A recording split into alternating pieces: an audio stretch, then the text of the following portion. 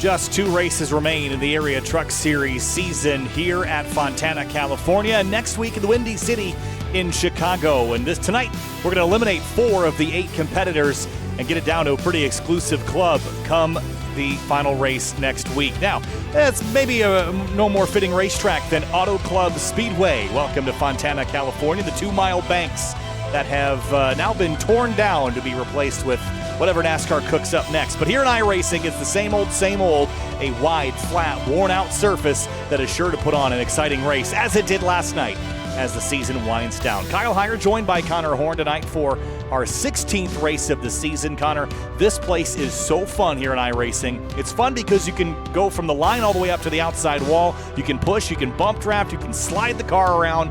Tonight, though, you got to keep it in check if you want to make it to the playoffs. Yeah, you're going to have to be very, very conservative at times at this track. Very slippy, very slidey. You're going to be all over the place at times. We're seeing a lot of fall up in practice right now, which is not what we really saw in the Cup car last night. That was really because we didn't really get to see much of a long run in the Cup car. Could be a very different race tonight. Might be stacked up still, but that draft is not going to be as prevalent as it was, as relevant as it was last night. So it's going to be a pretty interesting race as we look at our cut line. Not as tight as last night, but still a lot of players yet to be decided for the Final Four. Jake Matheson locked in, led 1 lap 2 weeks ago at Iowa, taking the checkered flag. He's locked into both championships he's running in Chicagoland. Beckner up by 25. He's the only one points-wise who's somewhat in a decent spot, but that could go all awry tonight. We saw how his race unfolded last night. John Hall up by 10. Brad Slaughter Jr. only up by 5. Theron and Mason Kane tied 5 below the cut line. Michael Curhan and Joshua Balliet might need a lot of help tonight. Yeah, certainly the points race is going to be very tight and feisty. 95 laps around here at Fontana. There is plenty of opportunity for mistakes. We saw cautions pretty much on the 20-lap markers all the way through last night with a couple of extra ones just for fun. Tonight, though, the trucks are down a little bit on horsepower and up a little bit on downforce, so we should see maybe less of those accidents, Connor, but nearly 30 trucks in this show, and we know they're going to be packed up and paired up. They could absolutely be a big wreck tonight that takes out some of our big players. So that is a conversation tonight as well, Connor. So you have to keep the truck on the road, facing the right direction, and if you're one of the drivers that's not locked in, how important is it to be in the top 5 tonight? Because you're not just going to coast your way into Chicago. Well, we saw it last night. We had me, Seth Knoll, and Michael Curhan. We were separated by 4 points, the 3 of us. We were in the top 5 the entire race. All of us had speed. We had no choice but to go for it. There really wasn't a time for tire saving because, at least in my situation, I had to be ahead of Michael and at least on the bumper of Seth. So it was really difficult to get that down and do that correctly. Thankfully, it worked out for me. Tire saving a little bit at the end came into play, got me to the lead when that caution came out, when it mattered most. But some of these drivers might not be as lucky tonight. As we'll look at qualifying, we're 4 minutes in right now. Tom Bourne is putting a lap down. David Weishart's provisional pole. He was the one who had heartbreak 2 weeks ago, and also 3 weeks ago at that, with just barely being bumped out of the playoffs because of a speed penalty, and then losing on the final lap to Jake Matheson in Iowa. But for now, he's on the pole, taking a bonus point away from Beckner and Hall. Yeah, so Tom Bourne comes home in 13th there in his qualifying effort. Ryan Swan, Joey Chapman are on the racetrack. Tell me about Auto Club Speedway here in the truck. You see a wiggle there by the 60 of Joey Chapman. This is a pretty low grip surface, and the track temperature is fairly high, but cloudy conditions, Connor, should mean that there's some grip on this racetrack, but sometimes it feels like there's none at all. Yeah, it can be as fully gripped up as it's ever going to be, but you're still going to feel like you're slipping and sliding. The bumps are very treacherous, not only the next-gen car because of that diffuser and the whole underbody, but in any car, really. Truck, Xfinity, doesn't matter. You're going to be all over the place. Down the straightaway, it can even throw you into the wall because they are so severe.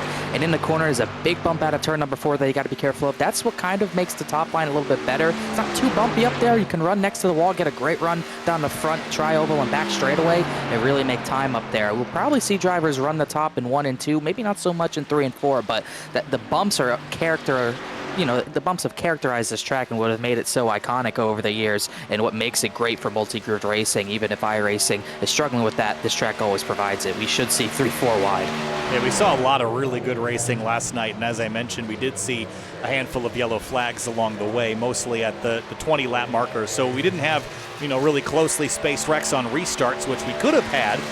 All in all, there was some pretty exciting action last night. I'm sure the trucks and the Florida State Builders Area Pro Series will live up to that as well. Slightly shorter race tonight. Jake Matheson already locked in, but goes 5th quick here in qualifying, as Danny Ware is the next on the road.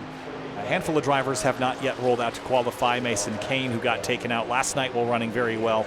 Jacob Bell, Justin Sogak, Sam Fontaine, and a handful of others.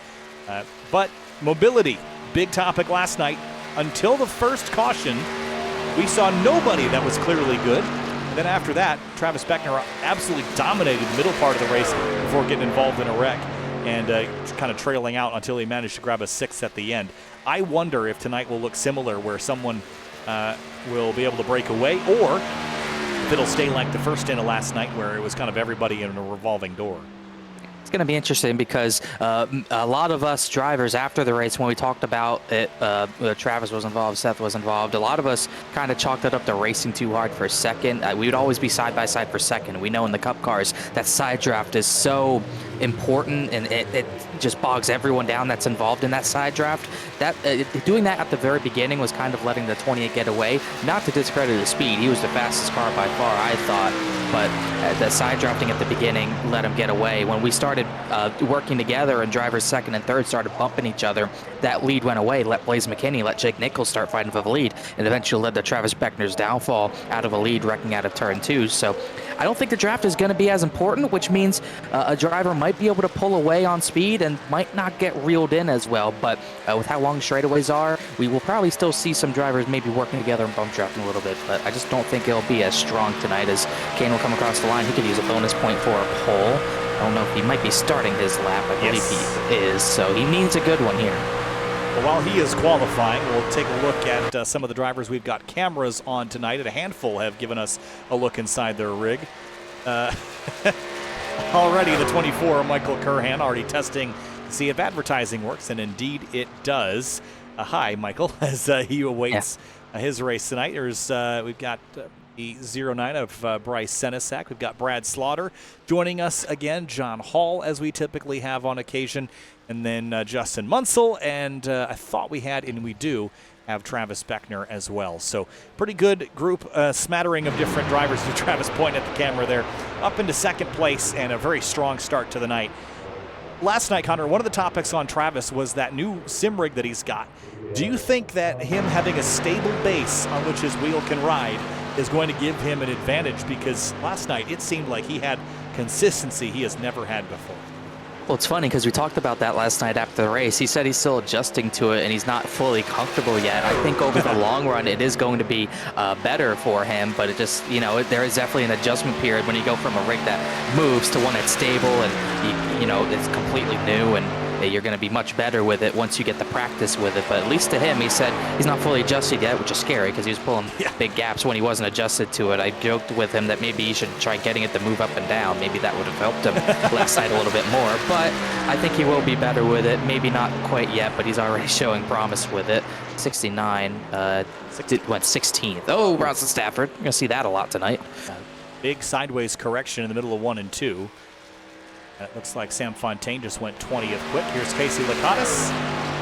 He is starting a lap, and indeed he is. Went off into the high side here in 1 and 2. Only 4 drivers have yet to qualify. Matthew Rodriguez, Jacob Bell, Justin Sogak, and Casey Lakatos. Lakatos is just barely going to get this time in. He will likely be the last one to put the time down, I think. Stafford went across the line slow because of his slide, 25th out of 25. And yes, Lakatos will be the last one to put a time down. He actually had a decent run going, but got disqualified because he had a meatball that wouldn't go away, and the iRacing glitch kind of cursing him last night. Ran the high line in 3 and 4, not usually the fastest line there. He'll come across the line, 41.622. That is 23rd out of 26 trucks to put a time down. Qualifying results briefly for the top 10 there on your screen, and the majority of the playoff competitors there inside the top 10. How many is that? 6 of the 8. So, again, we're going to whittle it down. The drivers that are in red, once again, those are the ones that are below the cut line. Those in yellow are above it but not locked. And the one driver in green, Jake Matheson, is locked in. He is headed to a championship effort, as he was last night in the Cup Series side of things. So, checkered flag there in qualifying, as we're going to head down to the racetrack in just a moment's time. But before we do, Race fans, be sure to subscribe to the Area iRacing Twitch channel. As a subscriber, you'll have Area iRacing emotes to use in the chat. You'll also earn double channel points as a subscriber that you can use to redeem for free merchandise, all at the price of just $5 a month. And our new starting grid sponsor is HelloFresh. Looking to eat healthier in 2024 without having to spend extra money? HelloFresh is here to help. Choose from over 40 calorie-smart and protein-smart meal options each week. Every meal arrives pre-portioned, giving you less time to prep and more time to enjoy your meal. HelloFresh also gives you free breakfast for life with an active subscription. What are you waiting for? Click the link to get started with America's #1 meal kit and use the coupon code to save 50% off your first box. Go to twitch.tv/Area iRacing and in the chat, type !HelloFresh. All right, Connor. Well, we've got a couple of minutes left here in warm-up, and when we turn the field loose, it's 95 laps start to finish. What do you expect the aggression to be here at the start for those in the playoffs and those outside of them? I think for the guys in the red, it's going to be pretty aggressive just to get to the front. They're starting 8th, 9th, and 10th, and Balliette's a little further behind that, so they've got to get to the front. At least two of them, Balliette and Curhan, they probably need the win, but it's going to be a race for points with the 8 and with, I believe, there's a few other drivers there that are going to need points. Mason Kane, Shane Theory, and Brad Slaughter Jr. Those are going to be the three that you're really looking at to go and race for points. So those three are going to be in a hurry to get to the front and maybe lead laps, get bonus points, try to run up the front, and be dominant. So we saw that last night near the end of a race. Me, Noel, and Curhan, very aggressive, but in a line. The games that were being played were really crazy. So we're probably going to see something like that again near the end of a race. But for now, those drivers all have to try to get to the front as quickly as possible. Let's roll through our starting lineup presented by HelloFresh, and we're going to kick things off. Well, before we do that, the 07 just said on the radio, "I am in a must-win, so good luck," is what he said to the field. That is a scary, scary thing. But we've seen him have success, so maybe he could have a shot at this one tonight. Starting lineup, it's David Weissart on the front row in his number 33 Toyota Tundra TRD Pro. Travis Beckner almost had last night's race in hand. He starts second in the number 28. And John Hall, who's been great this season, but only 10 above the cut line, needs at least a good run tonight. He starts third. Justin Munsell, who's oh so close to getting a Truck Series win this season, starts fourth tonight. In fifth place, it's Jake Matheson, locked in and headed to Chicago next week. In fifth, then Colin Fambro starts sixth in the number 18. Seventh place will be James Shainwolf. He's had promising runs this season in his Ford F-150. And then Shane Theorin, who's on the outside looking in by 5 points, needs a good run tonight. He starts eighth. Ninth place, Mason Kane below the cut line. Could use some assistance tonight. Michael Curhan, he's found a lot of success as of late in the Cup Series. Needs to translate that to the trucks tonight, starting 10th. 11th place, Brad Slaughter Jr., winner at Kansas 3 weeks ago to winning in his way into this round. He's 11th starting tonight above that cut line. Then Garrett Grant will start 12th. In 13th place is Joshua Balliette, must win, and he has told everyone he's going for it. Dylan Lee starts 14th in the 25. 15th place, non-playoff drivers, maybe the first row with no playoff drivers. Greg Mitchell starts in the 15th position. Sean Peachin and his number 69 Chevy Silverado starts 16th. 17th place, Tom Bourne in the number 16 Tundra. Bryce Senesac rolls off 18th in the 09. 19th place, the 02 of Jason Dalton. Then 20th place, rounding out that top 20 is Sam Fontaine, a rare bad qualifying run for him in 20th. Ryan Swan starts 21st in the number 20 Silverado. Danny Ware, 22nd in the number 49. 23rd position, the last driver to put a time down, but not one of the fastest. Case Lakatos in the 50, and then Bobby Tinch in the 66. 25th place, Joey Chapman starts the number 60 back there alongside Bronson Stafford, and 26th in the 61. 27th place will be Jacob Bell. These are two players that were bounced out of the playoffs. Jacob Bell, 27th. Justin Anasogak, 28th. And then 29th place, rounding out the field, is Matthew Rodriguez, making his first start since Talladega. He's going to have some work to do starting from the tail of the field. That's your starting lineup. Connor, pick me a winner tonight. I think it'd almost be silly not to go with one of the Miller Racing trucks, but you tell me. I would agree with that. You know, we have no former winners in this race in the field. The only two are Blake Giglio, who doesn't race in area anymore, and James Scioli. He's chosen not to race tonight, not being in the playoffs. So I think it would be hard not to go with the Miller Racing truck. I will go with the guy who's already locked in, and Jake Matheson. All right, I'm going to pick the 28. I think he was owed one from last night. He was lights out the best car. I think it was a slight mistake in the heat of the moment, but he's in a little bit of a better position. Doesn't need to take all the risk tonight. I think that 28 of Travis Becker. I think he was my pick last night too. So we'll see how it pans out for the number 28. About 110-degree track temp. It is cloudy skies, but here in California, it is about time to go racing. West Coast style area truck series, the penultimate race of the season. We're underway in this 95-lap race.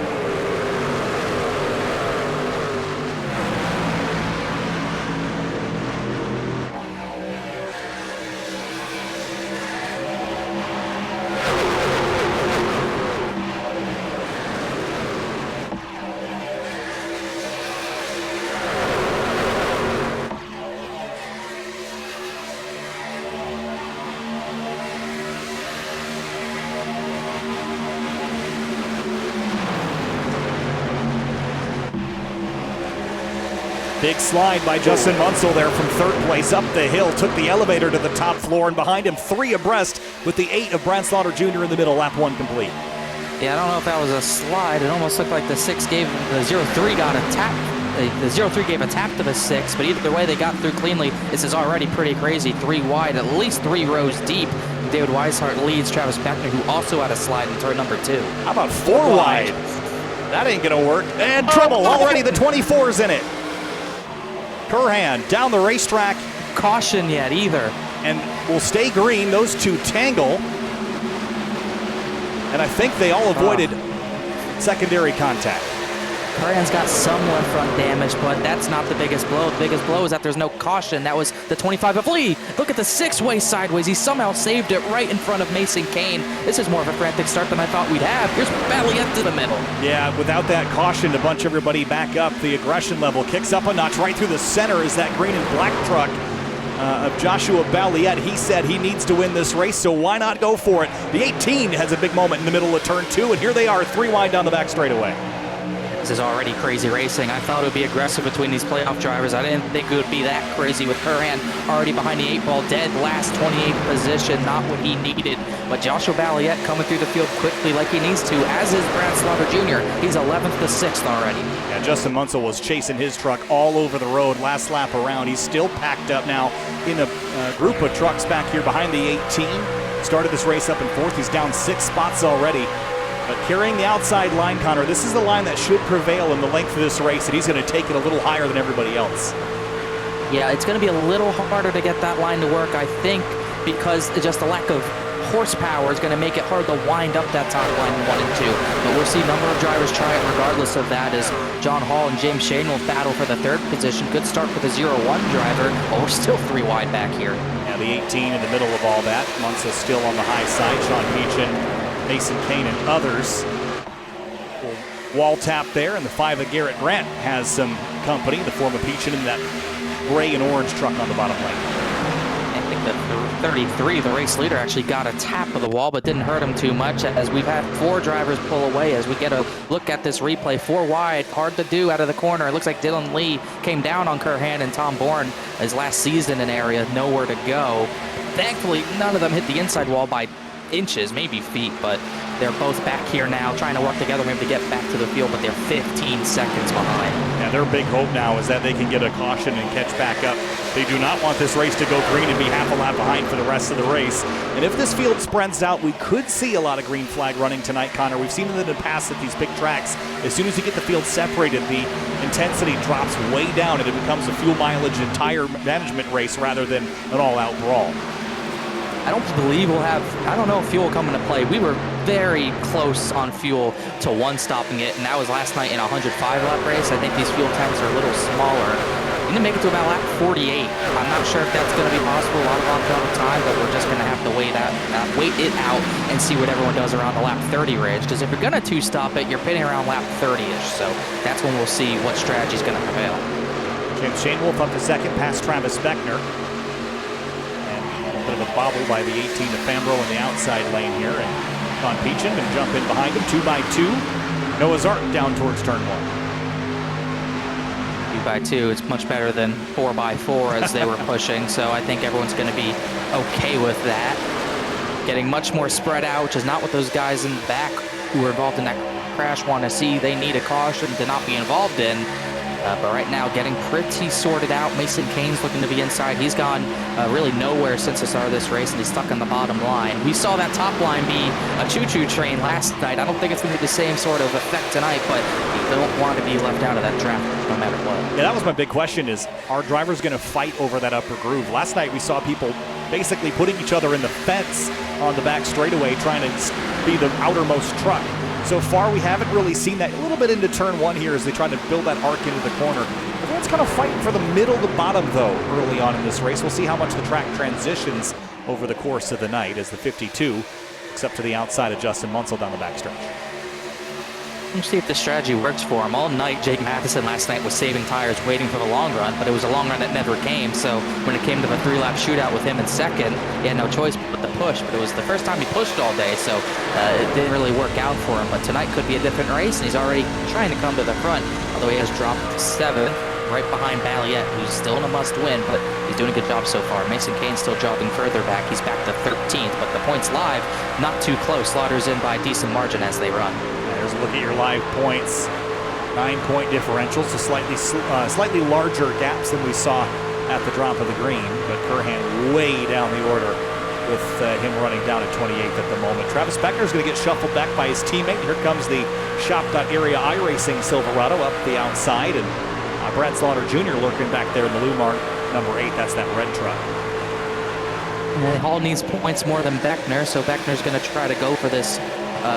Shane Wolf's in the wall right in front of John Hall, so they keep it straight for now, but that'll help John Hall out, trying to make sure he's good on points. 17 to the good. We should get by Shane Wolf here, and Beckner will certainly help his teammate to make it a Miller Racing 2-3, hopefully. Once again, the yellow number boards signify a driver that is above the cut line but not locked in. And contact out of turn 2. John Hall gets a shove from the 0-1, but in the left quarter of that bumper, that's a dangerous place to make contact, and Beckner's going to give his teammate a shot down the backstretch into 3. I think Shane Wolf tried to cross over, just misjudged it a little bit, made contact. Now he's going to slide up the track almost into the 28 of Beckner, but he keeps it off from that 0-1 starting to fade. Balliet's in the wall. The 8 might have tapped it a little bit. Mason Kane had issues out of turn 4 as well. That seems to be the trouble spot so far, as he and Sean Peachin had contact, while also I think Sam Fontana and Bryce Senesac almost had a crash. It's a shifting and shuffling in the mid-pack and beyond here. Just 11 laps into this race. These are not particularly short races this week. Last night's race, well over 90 minutes from green to checkered, and about 10 laps shorter tonight, so it won't be wildly different. But it does mean that we'll see lots of strategy play out tonight. Here comes John Hall for the lead. This 0-3 truck looks very good, but is it short-term gain, long-term loss with the tires and the temperature of the racetrack right now? We'll have to wait and see. He's looking solid so far. Beckner almost slammed the wall. We've seen a lot of drivers hit that wall. I think Kane might have tapped it again, as we're starting to see a pack kind of form at the front, but we'll have to wait and see. We got about probably 10 laps until we really see tire fall off become a big factor and drivers go to the back when they ran to the front, and that will really decide what tire wear means right now. As Hall gets the lead, but Weisler got a big run off that middle groove, and he's not going to stay in line. He's going to try to get the lead back. Yeah, not going to waste the run. He takes it to the bottom, and he'll get the lead back, but will he clear the 0-3 by turn 3? Yes, he does. We'll see, this is a little bit of swapping going on. I think if they work together, they might be able to get away because they're side by side for second. Brad Slaughter is to the inside of Travis Beckner, who we thought was starting to struggle. Balliet tapped the wall again. Fontaine as well. Beckner gets knocked off the nose of Brad Slaughter Jr. That was a big moment for a championship contender or two. If he didn't have that stable wheel, he might not have saved it. That was incredible. I don't know what happened there. I don't know if the 8 came up or the 28 kind of shifted low, but either way, they're still 3rd and 4th. Now let's have another look at that. That was a very dicey moment. Championship hanging in the balance. I think it was off the nose of the number 8. Yeah, he came up a little bit, I think Slaughter did, trying to get in line as they're stacked up for second position again. Slaughter with the slide job, not really a slide job. He gets by Beckner. Beckner gives him a little friendly shot into turn number 3, but the 8's clear. I think these two are probably not thrilled with each other at the moment. I don't know that Slaughter meant to get into the 28, but Beckner definitely meant to get him back. Now line to start, and everyone calms down for a moment. Here's Justin Munsell fighting back with Joshua Balliet. That green 07 needs to win this race tonight, and he has had the pace to do it, just hasn't put it all together yet. I think one of the problems is that pace might be starting to fade. He got up to 5th, now he's back to 7th and struggling to fend off teammate Shane Wolf. So we'll see if he starts to fade as well. Starting to see Therian come back to the front. He's up to the 10th position, but needs a lot more than that with the driver of the 8 battling for the lead. And Mason Kane almost in what I would call a second pack. Dylan Lee just hit the wall in that second pack. As you look at Jake Matheson trying an apron line, that hasn't worked like it usually does in real life. But he sure tried it last night, and it scared me. But he did a little slower this time around, as Weishart's going to stay in the lead. Yeah, John Hall hasn't been able to wrestle it back from the 33 just yet. Nice even lines here. Do you notice everyone kind of cheating up the racetrack just a bit as the laps click away? Remember, we made it to about lap 20 before the first caution in the Cup Series race last night. And John turns down the road. And this is why I love Fontana, Connor, because you can make any line work, but every line is a compromise. Yeah, you definitely got to be careful. Ooh, Shane Wolf just pounded the wall. One thing about it is that it's not a cakewalk out of the corner. These trucks are consistently washing up the racetrack, as we're still seeing blocks to the top side. That's Joshua Valiant. That's how desperate I think he would be. Blocked hard the 6 of Munsell. He's put both of them behind by a decent margin as Jake Matheson drops out for a moment. We'll see if he comes back. Thankfully for him, it's not a big deal, but might be out of the race. We'll see. Yeah, that's a long drop for Jake Matheson. Internet connectivity problems for the 52. It's kind of the equivalent of blowing a tire out in the real world, and I think he is out as the lead is exchanging hands again for a brief moment. John Hall had the nose ahead. Weishart throttles up, and here comes Brad Slaughter Jr. with a big head of steam. Oh, man. 33's in the fence. Tell you what, I don't think we saw this many drivers flirting with the outside wall last night. I think the most people we saw flirting with the outside wall was down the straightaway, and we were all packed up. But this is crazy. That exit turn 4 is menacing right now, as we're almost certainly getting a Jake Matheson dropout. We'll see if he rejoins, but either way, he's all good. It's just an extra point for Michael Curhan in all reality. Brad Slaughter Jr. drives up the outside of John Hall, and Beckner is going to try to go with his teammate, but it might be too little too late, so he jumps to the outside, and Slaughter is going to have a pretty unobstructed line here to the outside, but he chooses the bottom in 3 and 4. That's been a popular lane of choice tonight down here. We'll see that run off the top side, plus Weishart giving his teammate a little bit of a draft. There's a little bit of team. This is tandeming. This is 2011 all over again. We got 2 tandems at the front of the field. One separated, but they're still going forward. Weishart leads. Now he has Slaughter probably in second with John Hall. Still going to try the bottom line. It just seems like the run off the top is so strong. It's hard to really fight off, as we almost look 3 wide. But Beckner will get back in line as they'll stay 2nd, 3rd, and 4th in that order, as Therian just chopped the nose of Valiant. The 07's starting to fade, but the 38's coming to the front. Yeah, last night, you know, one thing we saw a ton of is side draft, Connor. Major side draft, where you could get to the quarter panel of the car ahead of you and just basically stop them in line. It doesn't seem like that's as big of an effect here tonight, so you're having to do all of it the old-fashioned way, drafting nose to tail, then sweeping out. But as soon as you do that, you hit that wall of air, and you can no longer go forward. So it seems a bit more challenging to make passes than it did last night. I think the aggression level was really high because maneuverability was pretty high last night. Yeah, and we're seeing not too much maneuverability. Like I said, I don't think we have enough horsepower to really get that top line wound up. So you're seeing that line. While we're still running high on the track, it is not the wall like we saw last night, because that right rear, there's not a lot of side draft, so you're not really trying to protect the right rear. Therefore, you can kind of move a little bit further down the track to try to get a run off that top side, because you're not trying to just fend off side draft all race. So I think it's better for racing, as the 5 got really loose from 9th position, as 38 and 07 still side by side, while Colin Fambro has caught this lead line. Yeah, he's moving up in the order here, looking pretty racy. Brad Slaughter Jr., they're going for the lead down here on the bottom into turn 1 on teammate Weishart. Watch John Hall. Let's see the run he gets. He got a big run through the center of the corner. He's going to look to the right rear, and he gets that big run.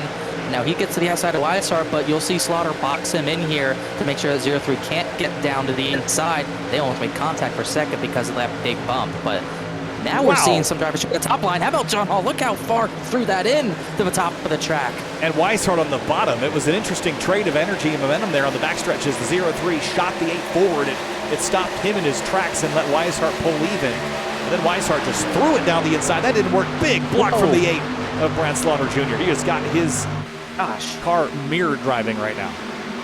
So is a 38 and 07. Joshua Balliet is taking no prisoners. He in theory have been throwing haymakers at each other in the background, but this is just as impressive. I think the 03 is clear. If he wants to bottom, he'll take it, but I think he wants to do that same thing. Drive to the outside hard. Oh, he hit the outside wall down to Shirley, but I think he wants to drive it in hard on the outside to get him, but you'll see Slaughter take that line away. That's exactly what we saw a lot of last night, taking that top line away just to protect your right rear quarter panel. And we're 3 wide for second. Beckner's going to go 2 for 1. Oh, man, that was intense, and you could see the intensity in John Hall's eyes. But it was very important he get to the rear bumper of the 8 to let him know he's not playing around. He's got his teammate now alongside him. That's the 28, the Calusa Pines Chevrolet of Travis Beckner. He's going to go right to the bottom, and John Hall goes right to the top. Yeah, he's pinning into that top side and getting through the corner well. Beckner slid up, did not get through that corner well. He's going to drop back the 4th here, cannot get in line. So we're going to see that. We're going to these sort of slide jobs all night long. They're going to be harder to pull off tonight, I think, as Hall has to run for the race lead now. Big lunge. He's going to have it. And the 8 backs out. He's going to throttle up, and he's going to take it right back here, right on the bottom. Great crossover there by Brad Slaughter Jr. And John Hall can't do much to defend this. Not much of a run for the 8, though, but I think he'll get a bump from his teammate, the 33, and he'll be clear before the corner entry, really. Really grew a run there because of his teammate, and now he's going to get back to the top side, protect from the 03, as the Weishart will command the bottom line at the same time. But Slaughter's still not, he's not committed to the wall right now. John Hall is fully committed to that way high line right now, and it's working. This is great stuff. You notice the clouds have come over the racetrack as well, dropping the track temperature a bit. It's getting pretty racy in the background as well. Truck swerving. Dylan Lee's slow. Yeah, I think Dylan Lee and Senesac had contact. And Joey Chapman got into him as well. That's all that damage matters. Looks like Dylan Lee's pretty hurt. He might be bringing it to pit lane. So 3 drivers with pretty significant damage at this point, as in the back of the race lead, behind the race lead battle, Joshua Balliet is still holding on to 7 as this battle's not done yet. But Balliet needs to win, so not a matter. John Hall's ripping top. He might have him here. And the flyover I thought was supposed to be before the race, but they're in formation down the back straightaway. And Hall pulls the nose ahead of Brad Slaughter Jr. and that number 8, that red Lumar truck, dead heat into turn 3. Yeah, really, really good stuff right now. This is a lot more inspiring than what we saw last night. You'll see this crossover once again, and Hall will clear him. Here comes Weishart, but he's going to help his teammate in the 8. Well, Beckner's going to try to go with his teammate. Look out! Get that block! John Hall wants that top side, and he made sure he had it. That was a crazy crossover move. Traded each other's dance partners there down into turn 1. The 8 is in there way hard. I think that 03 is going to split the difference here between the 8 and his teammate. Wow. Look at the 33. Incredible. This is fantastic racing between these 4. And now you're going to see Beckner pull those 2 back, try to slow him up as much. Oh, trouble! Slideways down the apron, caution out. Gotta keep it down there. I think he will. I think he'll be fine. No damage, but those 2 have already had contact earlier. That time it got sour. And that is a big break for Curhan as well. Caution out, first time today, lap 25. Here is what happened. Beckner gets the side drafting, tries to really get tight to the back of the 8. And it, can't tell, it almost looks like maybe the 8 comes down a little bit, but Beckner was pinching the top so hard here. That's really hard. I think you're right. I think the 28. Much, but it's tough to call. Yeah, I think the 28 probably a little bit tight here on the 8 and sends him for a slide. So I'm curious. I mean, we'll see what race control says, but I wouldn't be surprised if the 28 got the end-of-line penalty for that one. You better hope not, because he's going to be back there with Slaughter on the restart. Like we said, this is a big break for Michael Curhan. Any damage he had, he can most likely repair all of it here. Up in the 26th after the 25's issues, so this will definitely change things. And this is another good break for Balliet as well. Tyrion and Mason Kane did not look good on long run, so I think this is a much needed yellow for these guys. And this probably cuts a green flag stop out of it, as I thought they said EOL on the 28, but we'll see when we come back around here. Yeah, we'll find out. Travis was with clapping Michael there. Curhan. So Curhan stays out. Oh my God! Curhan just spun because he was trying. He rushed to the back of the. You know what he did? He rushed to the back of the pace car to lead a lap. and he slammed on the brakes. Whoops. And then spun, but he got the lap lead. But he lost his, I think he got an instant out of that, so he kind of gain a bonus point, you lose a bonus point. Yeah, that's a zero-sum gain there. And that Beckner was the EOL, so he will be to the rear, but I've never seen that in my life on iRacing. I think you're right. I think he traded a 1 point for another as Field comes out of pit lane and the 28. Well, he did have a 4X. Well, there you go. Yeah, that's a good point. The 28 is going to sit makes on it all better. Pit lane, and is he serving an additional penalty, or is he just waiting down here? He's probably just waiting. I wouldn't imagine he has another penalty. He's just going to make sure he doesn't have to let more drivers by on the racetrack, as usually pit road's closed on 2 to green, so we'll see what Michael Curran does here. Well, we might even be 1 to green. Remember last night, Connor, That's how short yeah. oh, I see what you're saying. The cautions here are really short. Even with a driver a lap down, Jake Matheson has rejoined us a lap down. Dylan Lee is out of the race, the only driver to be that way so far. But it's been a really intense first 25 laps, that's for sure. And it's going to get more intense as we get closer to the end. Business picks up. More drivers that are desperate are going to try to fight their way to the front, maybe door their way to the front. So that's going to make it even more interesting as Curran will pull off and pit. See how much damage he gets repaired. That left front, the nose, it's not really the fender, but it's really the nose of the left front. It's pushed in at the bottom. You can kind of see where it crinkles back, as that can't be too great for Arrow, but I don't think it's going to kill his race. Seems relatively minor. Left rear's got some damage as well. All this from car to car. He and the 16 managed to dodge any major contact with any walls. So Field's doubling up for the restart here.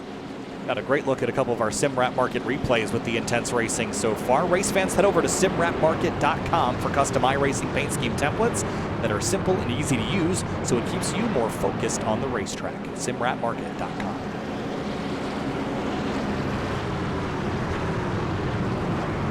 This is going to be an interesting one. They're going to have 2 drivers that came together starting at the back. Brad Slaughter is going to be down in the 21st position. I believe Travis Beckner's around 24th or 25th, and it really shifts the points when those 2 are that far down the order. It puts Therian above the cut line and Beckner only 8 above the cut line, and it puts Slaughter way down. But we should see those 2 get through the field, barring them getting too focused on each other, which would not be smart. But we'll see what happens here. Yeah, also got Curhan back in the mix. Yeah, like last night, I'm not sure that, even though this is nice to have, don't really know what's going to happen until the white flag, maybe even the checker flies, with how tight and close it is in the point standings. So Ace Truck pulls off. John Hall, David Weishart going to reignite their battle. A little out of line in the background there as a couple of trucks seem unsure of their placement. Whoa! Therian popped out of line. We're back underway from Fontana.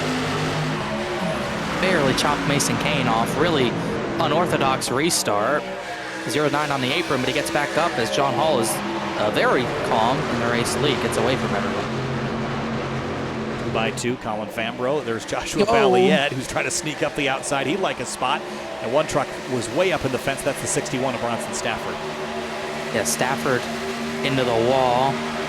And hearing maybe, I don't know if Curran had a penalty there or not, but he probably pit on a closed pit, which we always see he's going to have a pass-through penalty here, so he's going to be back in the same hole he was in.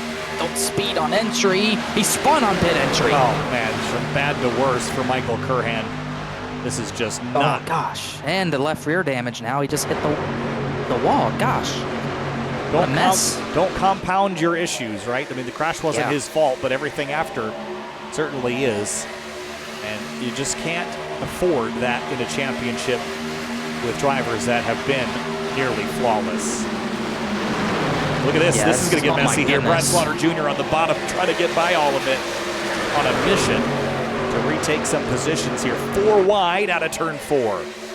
Didn't work last time. Looks like maybe it'll work for now, as this has put Joshua Balliet all the way up to 3rd. They're going to stay 3 by 3 back outside the top 10. They've got about 9 trucks within probably a 1/10 of each other. Still 4. Still 4.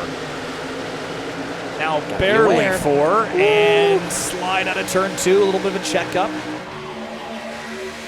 Travis Beckner throwing a block on somebody back there. I think that is the 71 of Sam Fontaine. Just trying to stay ahead and get a push. It might have been the 0-1 as well, as Peachin's making the third lane work right now. Slaughter already back up into the top 10, restarted 10 positions at least below that. So good climb for him as Beckner's progress a little bit slower from the tail end. Shane Wolf trying to side draft off the 49 of Danny Ware. That isn't really working. He almost hooked the 49. Oh man, Slaughter used up Anna Sogak there. Oh, that's very tight with Ware in the middle. He held a very steady wheel. Yeah, Slaughter immediately said, "My bad," over the radio. That was like, oh, tinch in the wall. That was the Coke Series arc out. That's what I call it. When you don't turn into a corner at the entry and just bully the dude up the track, that's what I call that, because that's happened to me many times, and it's not fun. That's kind of what he did to the 88, is they're still tight 3 wide. And this is not usually the 3 wide you see at Auto Club where you got like 2 lanes between one another. They're right packed with each other. Yeah, this makes me nervous because I've already seen drivers bouncing off each other's rib cages here, and they're throwing elbows and trying to dig in at the moment and just get forward. We're kind of in lockstep, and that's frustrating as a driver. You just want to get clear, and everybody around you is preventing you from doing that. Makes it really, really difficult. That's why you hope for long runs, so you can clear someone. The 8 and 31 just about crashed. Oh. Garrett Grant just put, I think, someone in the wall in the 49. Green truck. Danny Ware. I don't think he knew they were 3 wide. This is very tight racing. We still have over 60 laps to go. As to note Curhan's issues, he is now 2 laps down and not in position for the lucky dog because of Jake Matheson. Just not going his way. Slipping through his fingers here. You need a lot of yellows. Shane Wolf in the middle of another 3 wide scenario here. This is nightmare-inducing to be stuck 3 wide for this long. California Super Speedway. Yeah. Just like it was last night, just more lanes at your disposal, but you're still seeing so many drivers ripping that high line just to get the runs off the corner, which is still so very important at a track with long straightaways like here and Michigan. Justin Sogak now caught in the middle. Up ahead of that, Therian's up to 4th with Balliet still in 3rd. The 6 almost took off the 38's rear bumper cover with that move as Slaughter. Oh, him and Mason Kane just came together. Contact there between those two as Slaughter continues to move forward and recover the points that he had lost from the spin off the nose of Travis Beckner a while ago. The 28, by the way, where is he up to? Just 16th. We're nowhere close out of the woods yet as Kane and Slaughter jaw over the radio over that contact. And Kane's not happy about it, so that's another thing to note. But notably, Slaughter's progress has been much faster than Beckner. Beckner's still back in 16th position, not able to get through the field. And this is what we saw, I believe, at Iowa. It might have been a different series, but either way, when he gets back in not having track position, it just seems like whether he's trying to be too cautious, overly cautious, or whatever it is, it doesn't seem like he gets through the field just as fast. I think you're right. I think that was the Florida State Builders Area Pro Series, perhaps, where he got a penalty. Maybe it was the Truck Series, where he just kind of got stuck and couldn't make progress forward again. On board with him now as he makes his way forward. I mean, again, started this race up in the top 5, was running there, and kind of a little bit brought this on himself. So, you hate to see it because he was having such a good night before. But it's a long way from over. We're not even halfway yet, so he's got opportunity and time, and he is making progress. It's just a little slower than the 8. The good news, at least, he's still 14 to the good, which is the best out of anyone good on points currently, but you don't really want to have to leave it up to points. You want to compete for the win, and a top 5 almost certainly puts him in. So got to get back up there at some point because the battle for the lead's kind of subsided because of it. David Weishart's kept the lead. John Hall's chasing him back down now, but it's been a dogfight for 3rd. Balliet holds it right now. Slaughter Jr. to 5th place, past Justin Munsell. Oh, car on the wall, Danny Ware on entrance. He's way up the hill. I think that was on his own. I think you're right. Yeah, I think he just got in there a little high. And once you tag the wall, it kind of sucks you into it until you're able to slow off enough to get out of that lane. But lead battle, John Hall right back to the tailpipes of the 33. Ooh, he almost hit the wall because he got lost. That's easy to do when you're shoving someone into a corner. I wonder if he's just going to work with the 33 here or not. He has no teammates at the front to help him yet, so Instead of letting Balliet, someone in a must-win situation who might race you very aggressively, you might just try to work with your competition here, a little co-opetition as you call it. Just get away from everyone, get away from this craziness. Starting to spread the field out a little bit. There's still some action in the mid-pack and beyond, but I think the leaders would really like this to go green so they could do battle amongst themselves and not have to worry about everyone in behind, but I don't know that they're going to get that luxury tonight. We'll have to see. Slaughter up into the 5th position, so gets a truck in between him and Mason Kane. As doesn't seem like they're content to work with each other. They're going to battle this out for the lead. At least all went to the bottom out of turn 4, but back in line as we're still 3 wide, mixing it up. That's Casey Lacatus in the middle, the Sim TV, Midnight Energy, Chevy Silverado, and the Sogak in behind him, and Senesac maybe some damage. Oh man, he got loose over the bumps. That's what we were talking about earlier. He just follows through as Tom Bourne also trying to recover from that lap 2 incident. Oh, there's gonna be contact there. He's still recovering. Yeah, the bumps on this racetrack will take your truck and they will throw it 10 feet to the side. They are absolutely violent. Senesac covers off the 88. Here comes the 61. A lot of really tight quarters and just tolerances here between these moves are so tight.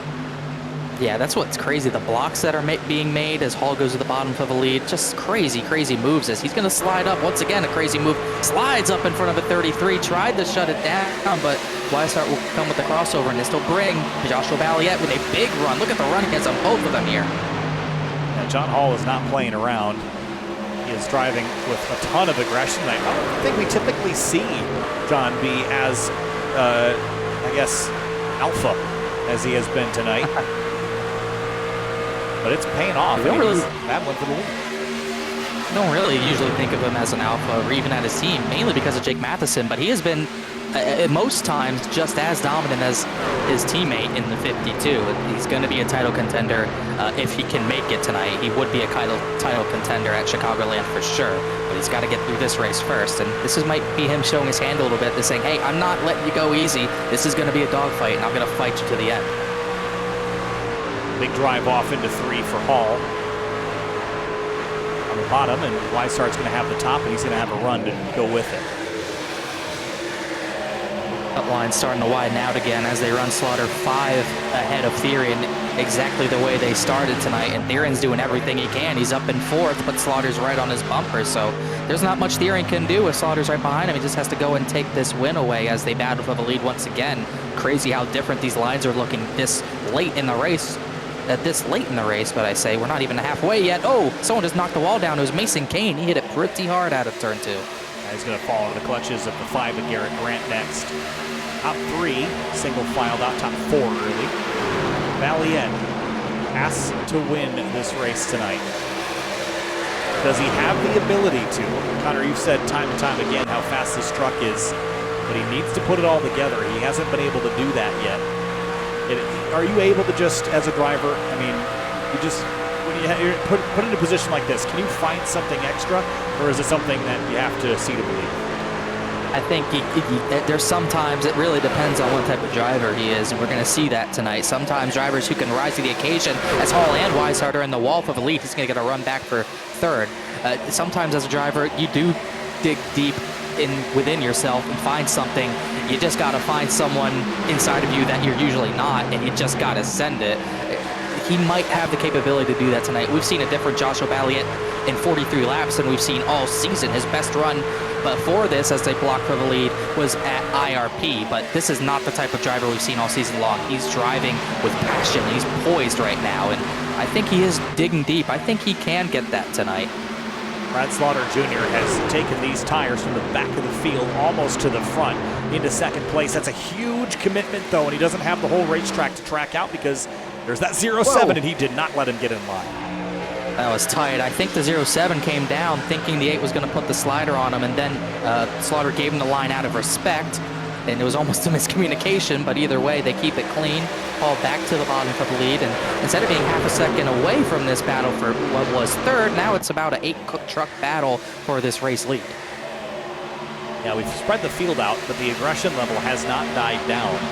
It's less 3 wide, but a lot more shoving, side drafting, and things of the sort, which is really the primary cause of the wrecks last night. We didn't really see a pack wreck until the last lap of the race.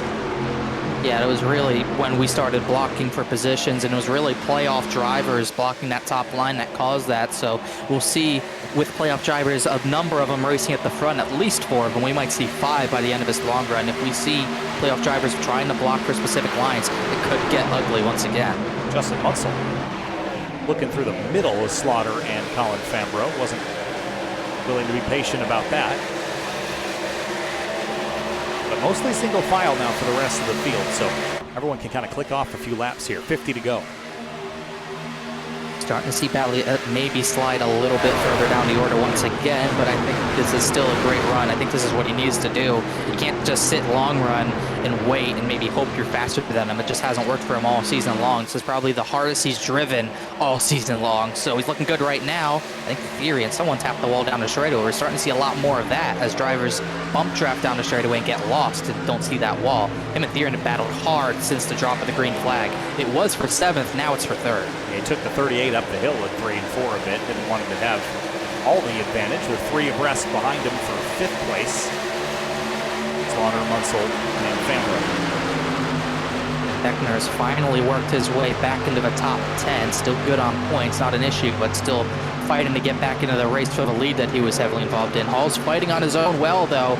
Dove to the bottom. I don't think he's going to be able to get up in front of a 33. He's going to try it. He could not do it, and look how much momentum he lost. And he's going to get split here, or bump drafted, slam drafted by the 07 of Valiette, who had nowhere to go but forward. Oh, we got a crash. Crash in the back straightaway. 2 trucks. Joey Chapman's one, Sam Fontaine's the other. And no caution, maybe. He comes up the track, caution's out.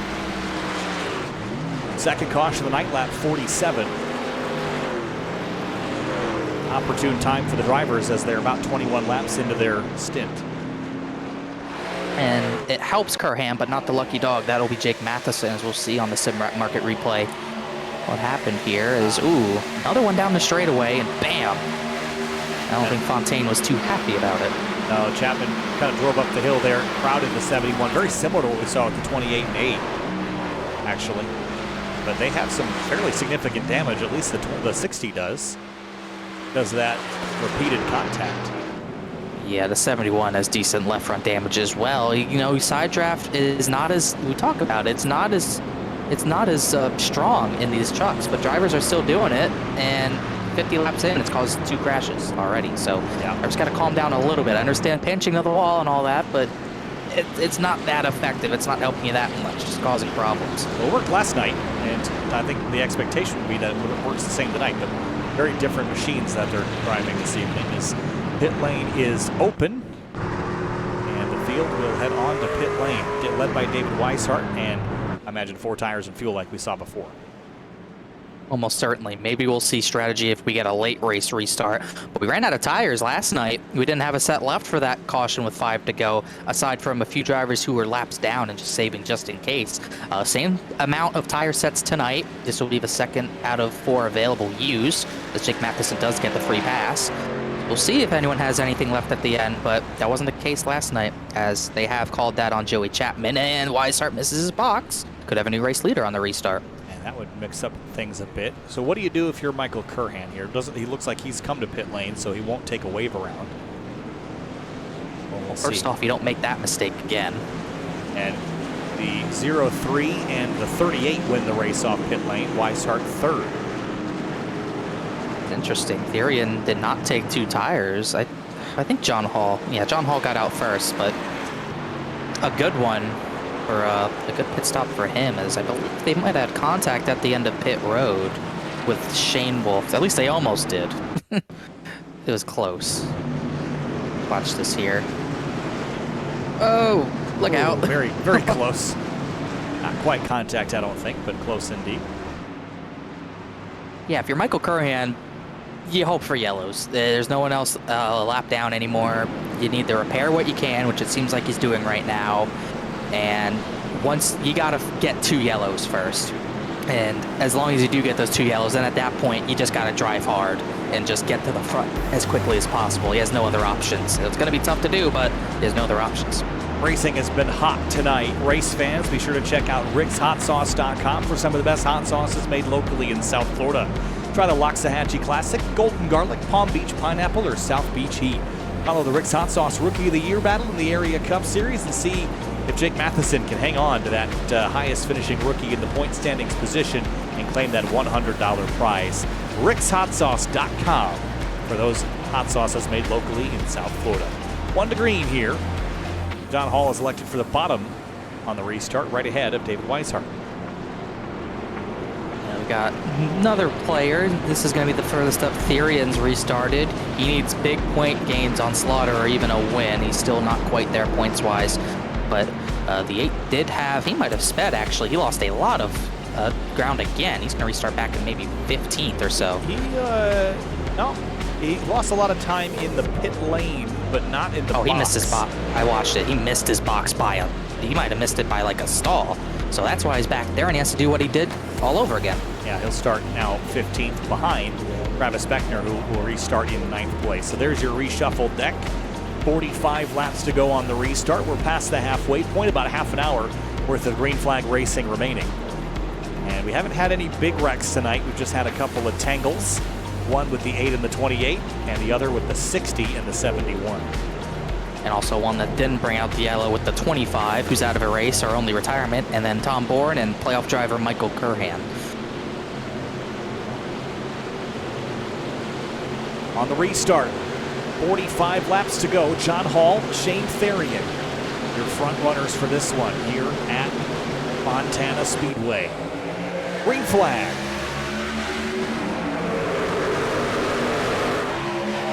Another weird restart. Just seems things stack up with people anticipating the restarts. Already drivers 3 wide. Kane to the top side, and John Hall didn't get away as well this time from Weishart. No, Weishart. Oh, Balliet sideways. He saved that truck somehow. Not done yet. Over. There it is. Big crash. They crashed in the back. The 09's flipping down the back straightaway, and there's still no caution. Yeah, I kept it straight, so we will not get a yellow. But that car was up on its side. What a big mess. How did Joshua Balliet save that truck? He has virtually no damage, and I thought he was in the middle of that. And the battle for the lead again. These two of the very dominant trucks. We will go back and watch that wreck in a moment here, but John Hall trying to keep the lead away from the 33 of Weishart, who's been the dominant truck so far. And we're very quickly heading into the waiting stages of this race, so you have to keep on it. Fambro, Bourne, Swan, and Senesac are the trucks I see damaged out of that, but as a hard battle for the lead. It starts with Balliet getting sideways ahead of this. It's going to just cause a stack up right here. The 6, the 18. 18 got loose, and look at this. The 09 gets launched on his side. And that will likely be the end of it for Senesac tonight, unfortunately. I can't believe that save Joshua Balliet made. Did a great job, but he did lose a bunch of spots in it here as Weishart clears John Hall. Everybody starts doing the tire dragging down the front straightaway, searching for room, and here comes Mason Kane up to the outside. It's really been a good restart because of that for Mason Kane. He's up to 5th. Travis Beckner's gotten up to 7th. Brad Slaughter Jr. is already back up to the 8th position. Oh, 28th to the wall, hard out of 2. Oh, that was a big hit, yeah. Don't know if there's much damage, but Balliet softened his blow on the rear bumper. Didn't want to drive in there too hard onto Beckner. He's side by side again with the 8. These two are like magnets in this race. Gravitated towards each other twice already. Hopefully we don't make it number 3, but they're side drafting pretty hard. What this has done is really spread out the field. It's taken 4 trucks out of this race. One of the 4th one being Greg Mitchell. So it's shortened the field out. But it's also spread the field out a lot. Well, that could not at the front. That could mean 2 things. More trucks in the wall. That could mean 2 things. We either go green from here to the end because the field's spread out, or the aggression kicks up 10 notches because the field's spread out. We could get another yellow very quickly. We'll just have to wait and see, but at least at the front, it's not calm. We still got 10 trucks under a blanket while it's really spread out after that. The 38 working the wheel. Look, Garrett Grant up into almost 2nd position as he looks on John Hall. This might be the biggest lead a race leader has had all night. It's half a second. Yeah, I think what happened last night when Beckner was able to break the draft and drive away, if Weishart could do that, that's a level of control no one's had yet tonight. We'll see if that happens, but they're still mixing it up. We're 3 by 3, 4th on back almost. Therian's up the front of that. Justin Asogak has worked his way into the top 5, but you still have 6 playoff drivers in the top 10. John Hall side drafts the 5. Drives in hard on the bottom, but I don't think enough to clear. John Hall, another slide job. He will clear the 5. Ooh, Brad Slaughter over-under on Beckner to trade spots with him. Garrett Grant will not battle for second. He will try to push John Hall back up to the 33 of Weishart, as they're going to door again the 8 and the 28. I think the 8 liked the position of power down here a little better. He's going to get ahead of the 28 and stop the brakes. Beckner runs into the back of him there and holds up the 0-7. And Balliet, I think he wanted 4, but didn't want to do it. Him and Beckner jawing back and forth. This is probably more beef than we had last night, and there was a lot of beef last night from what I heard. So much so that there's still a pending appeal, but never mind that. This is getting spicy. Yeah, I mean, Slaughter drove in there on the bottom, overcommitted, but just slammed the brakes to point the nose and keep the thing from sliding up the hill. And Beckner chose to not get out of the throttle. That's his prerogative, right? Yep. You don't have to do anything. So, but not sure that is going to help them write a truce here by the end of this race. I would not think so. No love lost. Another one to add to the 28's list, I would say, if it wasn't added already. I mean, wasn't the 8 already on it? It might have been. It's hard. With all due respect, it is. We're losing count. Page 3. It's a notebook at this point. You know, I have a notebook to, jot down setups, some crew chiefs. It's just to settle scores, really. Yeah, I just wonder, I mean, for Beckner, it doesn't really seem to bother him. And it doesn't seem to hold him back. Now, you could argue that a couple of incidents have put him back in a bit of a harder spot, but he seems to thrive as the heel. Very Kyle Busch-esque. Sounds like someone. Yeah. No, some racer over his head. I think I was there once. Yes, well, I mean, I've made that comparison more than once. Look how you turned out. Last time. Yeah, I get to be in the booth and get paid money, even though I was for lack of a better term, a bad driver. I pay not a money. bad driver, but bad. Well, maybe Finian does on the downhill. Down the front take his stretch. pay. Yes, down the front stretch, just over 35 to go. There's Anna Sogak. There's a 0-7 just ahead. That's that green elite truck. And look how everyone's shifted up the track. But I still don't think that's the end-all, be-all. You kind of have to turn to the bottom to start pulling a pass of any kind. Oh, trouble! Oh, the 8 and 28 again. Wow. Where'd Beckner go? There he is. That's 3. That looked like net code, I think, but we're still side by side. I don't dare take the camera off of this. I bookmarked that. We'll go back and look at it again in a moment. Bookmark it because it might happen. There goes the 28. And he's probably going to spin this one out to make sure the 8 gets an EOL. And there's the caution. Wow. That is 4 times these two have come together, and that was pretty obvious that was coming.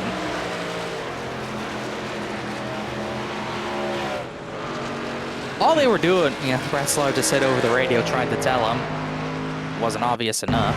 Here's the thing that led to this. It probably puts us in our window to make it on fuel. 35 to go should be pretty safe.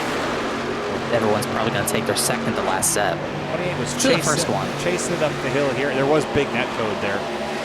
There is net code. Neither driver knows, though. Right, it's hard to tell. Yeah. So they have no clue. So the 8 thinks the 28 turned, and the 28 probably thinks the 8 came down. That's the bad thing about iRacing. Sometimes it's not no one's fault, but nothing you do. But then here comes the payback. The 8 gets slide jobbed and right into the back of Beckner, spinning him sideways. And Bet your race control's tired of looking at these two. remember the last cutoff race for the final 4 in trucks? It was Beckner, but not Slaughter. It was Cameron Hearn and him coming together. I do remember that. Gateway. And once again, they're both going to be at the back, restarting at the back. It's just not helping either driver doing this either. No, they're definitely getting distracted. And Beckner's in a better spot to do this.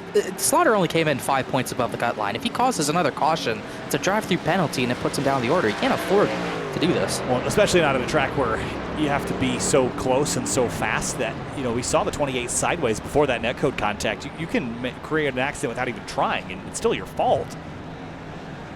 So I don't like having my mulligan already used up. Those meatballs really hurt Michael Curhan. It gave Tom Bourne, as the 33 gets the lead, it gave Tom Bourne the lucky dog. He and Greg Mitchell came back out a lap down, so he can't take the lucky dog. So it looks like Curhan's going to take his first wave around of the night. And he's going to need a quick yellow, hopefully, for his sake. I can hear him clutching under caution because he probably can't make it from here. So just over 30 laps to go now. We're winding things down here from Auto Club Speedway, and there's a look at this 2-mile racetrack. No longer in this configuration, and it will never be again. Ooh. Yeah. So it can be Amazon distribution center or something. Don't say that. No. That's the worst outcome. Race fans, no need to fear. Winter is about to disappear. It's your last chance to shop from our new selections of champion hoodies, jackets, and sweatshirts before they're gone. Easier to shop, quicker to ship, better to wear. That's shop.areairacing.com. Man. We're going to double up for the restart here. Weishart has been the driver in control. And here is a look at the stats. 44 laps led. Make that 45 in the 61 we've completed. He'll almost certainly steal that bonus point for most laps led away. I don't believe. He has a shot. I think John Hall probably can't get it even. As soon as they take the restart, Weishart will all but lock that up. Yeah. So that's a bonus point taken away. No one got the bonus point for a pole either. So I think we've seen those bonus points be very important this playoff run. At 47 would lock that up for Weishart. John Hall's the only other truck that could do it. Actually, no, he couldn't. So even if you let basically everything from here on out, there's no way. So David Weishart will lock that up. I thought no one else had led, but Slaughter has. Sorry. Yeah, Slaughter has. So maybe new players up at the front at this point. Well, there has been. Garrett Grant's third. This is a great run for him. Most starts in area history. Danny Ware's up the 9th. He was in the wall not too long ago. Sean Peachin's top 10. And you can't forget about Jake Matheson. He's up to 15th after dropping out. We'll see what happens. And also the 28 and 8 nose to tail at the back of the field. That will have to be watched. Yeah. I wish I had split screen capability because we're going to need it here for this restart. One day. Laps, no, I don't That'd want be any more crazy. computers, trust me. Lap 62 of 95. And green flag. Weishart with a nice launch, and he's off and away. Already got a driver looking three wide in the back, but they get it blocked off. But yeah, great jump for Weishart. This should bring Garrett Grant the second through turns number 1 and 2. Mason Kane's now up to 3rd. He's looking for second on Garrett Grant. Can't get it done as Valiant washed up the track. He might have bumped Garrett Grant out of the way as they're bumping in the background. Yeah, lots of drivers slipping and sliding around back here.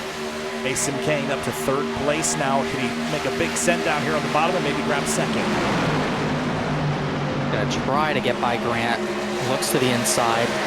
They might make contact. They almost did as Grant's loose, but he's gonna have a push from John Hall here unless Hall chooses to go 3, which he can, as they're all searching for grip down out of turn number 4 and down the straightaway. These two, the 8 and 28, still nose to tail. It's gonna be hard to keep bouncing around, keeping our eyes on one and the other. John Hall to the outside. If he can get the overlap, he didn't. Oh, that was a touch there on the 2. Gotta be careful. Here comes Garrett Grant. Will he go for the lead? I believe he might be a teammate of a 33, if I'm not mistaken. So he's gonna stay in line with Weishart one way or the other and get a little single file action out of the top 4. Oh, Theory and Munsell almost had contact, battling for 5th. John Hall, hard left off the back. Oh, the 8. Pit blocks. That was on Joey Chapman, keeping him behind, trying to keep any track position possible, not trying to go back down the order, also trying to keep pace with Beckner as the 33 keeps diving to that bottom to keep that lead. John Hall had a big counter steer moment in the center of 1 and 2. They're doubled up now down the back straightaway. 30 laps to go next time by, and the laps are clicking away pretty quickly here at the tail end of this race. They all need something to go their way, but they all need, all these playoff drivers that need wins, they need to somehow crack David Weishart. The only person who's really had a challenge for him has been that 0-3 of John Hall. That playoff cut line is tight with Mason Kane up at the front, but that's including Slaughter still down the order, which could easily change as it's starting to change. Still trying to get through the field, but not as much quick progress. He's only 16th. Look at Slaughter trying the outside here. If he can get a clear road to race, he's not gonna. He's gonna get to the outside of the 28 though. And I'm clears. sure that's what he likes. Yeah. Stafford's going to be on the top. He's going to try to use his top to get the runs. I don't think he wants to go to the bottom, get bogged down, slower down the straightaways. You need that speed down the straightaways and need to utilize it. So he's trying to make that work right now. He will have that spot more than cleared on the 28. Focus is now forward. Don't look now, but Jake Matheson has just cracked the top 10. It's a very impressive feat to get knocked out from an internet discontinuity, come back in, and still have a shot to win the race. That's very, very impressive. And he might have a legitimate chance at it here. I would say it's a very legitimate chance. He's just got to get back through the field a little quicker this time, as Balliet has settled into the 6th position, must win, so it doesn't matter for him. Shane Therian settled into the 7th position. This is not really what he needs position-wise as well. As the 8 and 28, they might have to work together a little bit to get back through there, but somehow I doubt that will happen. Yeah, they don't seem like the best of buds right about now, which is a shame, because if they had been kind of a little bit more cordial, I mean, they wouldn't be back here, first of all, but if they were, then they might find some advantage doing that. Here's Justin Munsell driving for 4th, alongside John Hall. Just ahead, Kane, Grant, Weishart, the next 3. Battling's getting tight, but it almost seems more spread out because we've lost a few more trucks. Slaughter and Dalton might have made contact in the back, but the 0, 3, and 6. Munsell's been consistently like lingering in the top 6 or 7, but can't seem to really get much further up than that. He's been trying to work the bottom, work the top, but just he has not been able to get track position when he needs it, and he cannot clear John Hall right now for his 4th position. Well, people have been a little bit calmer on this restart. Is this the calm before the storm? That's exactly what we saw last night. It got calm, and then it all broke loose. So I would be shocked if this is any sort of calm to the very end of this race. Still such a long way to go. And the attrition level's actually been pretty low tonight. We've got 26 of 28 starters still running on the track. Last night we had about a dozen cars out of the field by the tail end of the race. But there still is 25 to go, so there's that. Yeah. Still watching all these playoff drivers. Slaughter up to 13th. Beckner's on his bumper back there behind him, pushing him through. Or at least we'll see if he's pushing him through. Beckner can't afford to wreck him again either. Both of them would get UOs for pass-throughs, and he can't afford that. I mean, I'm not keeping score, but Race Control certainly is, and they're both 1-1, so. You gotta be careful to not admit it over the radio either. Well, you know, the thing is Race Control has them as 1-1, but I bet they both think they're 0-2. Yeah. Even though both of them got spun once. Yeah, exactly. So, yeah. Oh, someone got put in the wall back there. Powerhouse truck. I think that was Fontaine again. Might have been Shane Wolf as well. It got really tight. On Hall, on the outside of Mason Kane. This 31 truck has been very good, but his problem is he is up here in the mix, but he just can't seem to crack the lead. He's trying, but Garrett Grant is being... Oh, caution, we got a crash. It's Travis Beckner again. And he's got damage this time. Oh, boy. And this gives Michael Curhan the lucky dog to get back on the lead lap. Surely not a 4th time. Or this would be 5. Can't be, right? What happened to Beckner this time with 25 laps to go? He was right in behind V8.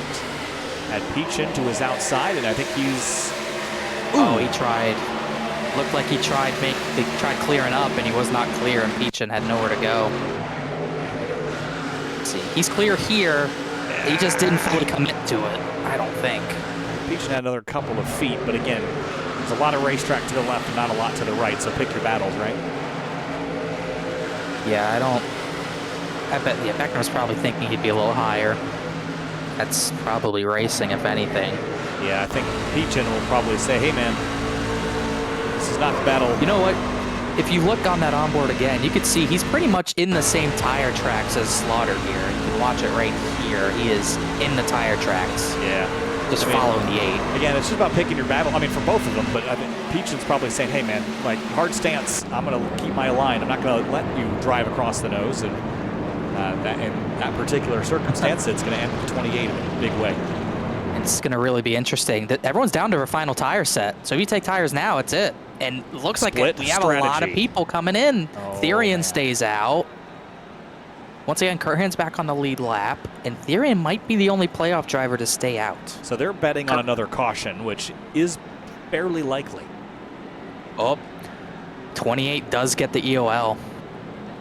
I don't know that mattered a whole lot anyway. Well, I mean, he gets the penalty. It's not an EOL, sorry. That's the drive-through penalty. Oh, you're right. Look at that right front. The right front almost looks damaged. It is. This is not a healthy truck. Like the wheel, it's wobbling.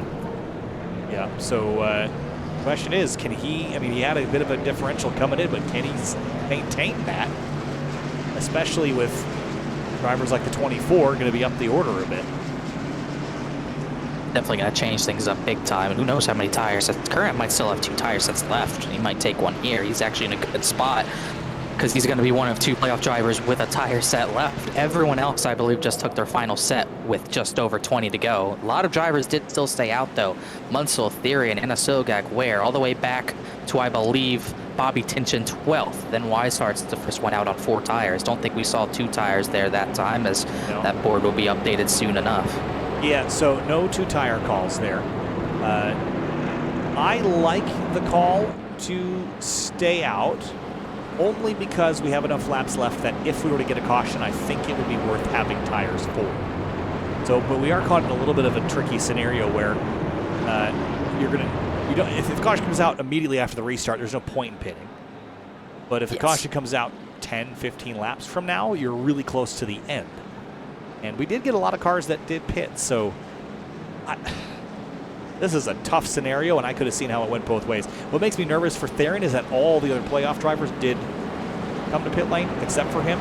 Yeah. So I don't know that I want to be the only outlier, but it kind of is a give it all or nothing sort of situation here, I think. It definitely puts Beckner in an awkward spot. He'll probably be down to about the 23rd or 24th position when he comes out of pit road. He'll be probably last on the lead lap, and it really does shake up the points, but even as they run, he is still, I believe, above the cut line because everyone is still starting at the back for the most part because they're on new tires. This is good for Therian if it holds this way with 10 points, 11 points between him and Slaughter. It'll put John Hall on the cut line, but we got fresh tires in behind, and we've seen a lot of fall off tonight. We haven't gotten the longest of runs. Our longest run is most likely about around the 20 lap range, but we're seeing close to 1.7 seconds of fall off in just those 20 lap runs. Well, we're going to have about 15 minutes worth of racing if it goes green to the end, and it'll be just over 20 laps, 40 miles in distance. Next week, we finish off the season in the Windy City, Chicago, Illinois, just out to the southwest of it, actually, Joliet. Track that is pretty near to my current residence in the city of Chicago, and head there for the last round of the season and crown our champion for the 2023-2024 Area Truck Series. Justin Munsell is the control truck on the inside lane, and the number 6, the top 12, did not come to pit lane. Green flag. That was a wacky start there. That's probably the best you'll ever see someone in second get a jump on the restart. Therian was even with him, but he doesn't have the push. See on the left-hand side, the leaderboard showing how many laps the driver's been out on their tank of fuel and set of tires. This is really wild back here for about 10th on back. Therian already kind of struggling. He's back to 4th. We're 3 and 4 wide. I think the first driver on new tires is already David Weishart, but Mason Kane trying to follow him through. Brad Slaughter has a lot of trucks out the windshield here, but he doesn't want to get caught up in someone else's mess. 4 wide out of turn 4. This is not where Slaughter wants to be. Oh, they make good contact. He got away from it. It's Garrett Grant and Fontaine, but they saved it. Meanwhile, Beckner serves his pass-through. He has a lot of right front damage. He's going to struggle as it looks like Anna Sogak's going to go for the race lead. Yeah, I cannot believe 5 saved that. That was one of those death wiggles that's hard to escape from. 20 laps to go this time through, and they're side-by-side for the lead, the 88 and 6. The furthest, Weishart's already making good time up, but actually the Mason Kane truck actually got by him. He's the furthest one up on new tires. He likely needs a win, and he's looking for a top 5 already. And this would be a heck of a race for Mason Kane. Contact out of 4. Crash. They're going to crash. Therian's in the wall. And a Sogak hit the wall from the lead. And Mason Kane's all the way up to the battle for the lead. They're doing a great job keeping it straight after the contact is initiated, but how many times can they do that before someone bobbles? Kane to the lead. Look at Weishart just trying to make sure he follows him through to prevent that win from happening. It would not be good for teammate and his driver Slaughter if that worked, as he's trying to get back through the field, but he's got 2 Miller trucks right in front of him, Matheson and John Hall. Look at Weishart going for the lead, gets blocked by Mason Kane. Mason Kane needs to win this race to solidify his way to Chicagoland. But David Weishart has been the dominant truck, and he wrestled it away from the 33. It'd be great if Kane could at least lead a lap. Don't think he's going to. Dead even out of 4. And look at the run John Hall and Jake Matheson are going to have, both of them back in this race. They brought Brad Slaughter with them. Laps are clicking down. It is just game time here. Weishart has just cleared the 31. That's a critical pass for him to make. And most of the top 10 is now single filed out. Weishart drops down, breaks draft. Hall 3rd, Matheson 4th, Slaughter 5th. Joshua Balliet needs 5 more positions. 6th place is not good enough currently. And has not worked out for Shane Therian at all. He's dropped well down the order. And this is going to be tough for him as we wait this, still trying to see what the points are going to do to Beckner as everyone sorts themselves out. Yeah, if we get a caution, that calculus changes. But until then, that's going to be a catastrophic strategy error. He needs a caution very badly for this to even come close to working. working. Almost not yet, though, right? I mean, you'd almost want it to wait 2 or 3 laps more and then come out just so he has a bigger advantage.